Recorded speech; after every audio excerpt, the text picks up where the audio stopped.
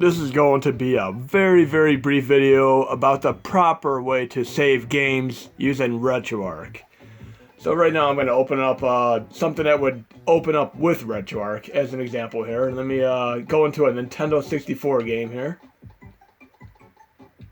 We'll do Ocarina of Time as an example. And there were adjustments to RetroArch a while back to enable in-game saves for Nintendo 64. Suspend states when you leave the games do not work. And this also applies to Game Boy Advance, particularly the MGBA core. You could use in-game as well as suspend states. But I'm going to show you how to properly exit the game so that these save without issue. As you see, I have my save file here. When you're done playing the game, and say Nintendo 64 for instance, and this is not going to work with all Nintendo 64 games. Some of the much larger games are unable to be saved. It's just how it is. It's a little flaw with the cores. But basically, typically people would have the Clovercon shortcut where they do the, down select, etc. and exit. Instead of doing that, open up RetroArch options and click Quit RetroArch.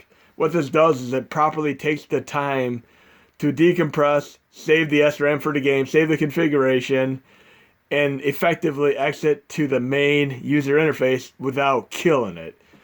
What happens when it kills it, it's the same as basically holding down the power button on the PC and forcing it down. And you end up inadvertently corrupting some of your saves and configurations. So you definitely want to do RetroArch and quit RetroArch. And obviously this does not apply to Canoe games because you'll be basically quitting with Canoe normally, so it doesn't affect that whatsoever. Notice how it takes just a couple seconds because it's properly saving the configuration and SRAM. Now I'm back to square one. Whereas if I go back into the game right now and I use the shortcut once I'm in,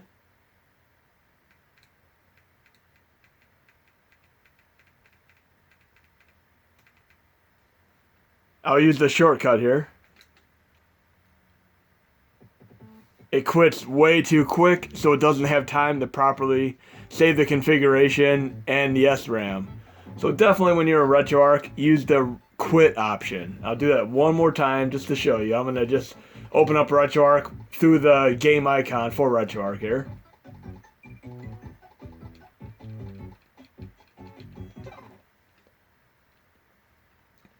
Simply, once you're into the main menu, go to Quit RetroArch. And this would be in the quick settings if you're on any other core. And the reason this basically occurs is because the games, if they're compressed, they have to have time to decompress and properly make saves with the SRAM, etc. By using that shortcut, it'll save most of the time, but you have many times it'll corrupt the saves and configuration. This is why I do it this way. Quit RetroArch. Just like that. I had nothing open, so it quit instantly. But if I load, say, another game here,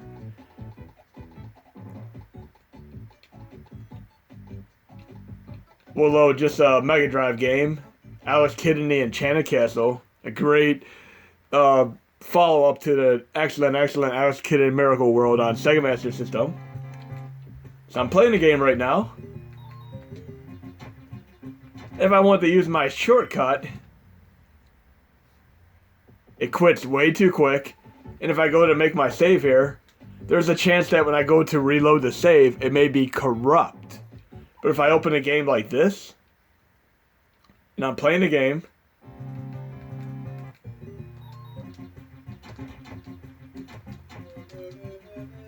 and I want to save it at that exact point where I just died, I'm going to go into RetroArch options, main menu, quit RetroArch.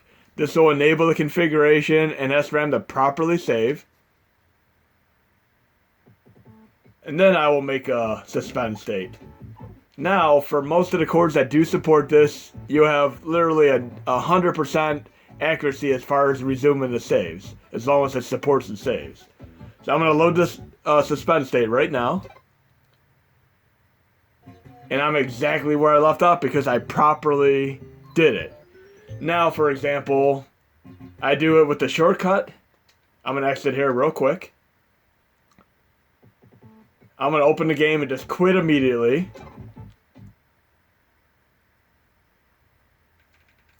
I quit right away with the shortcut.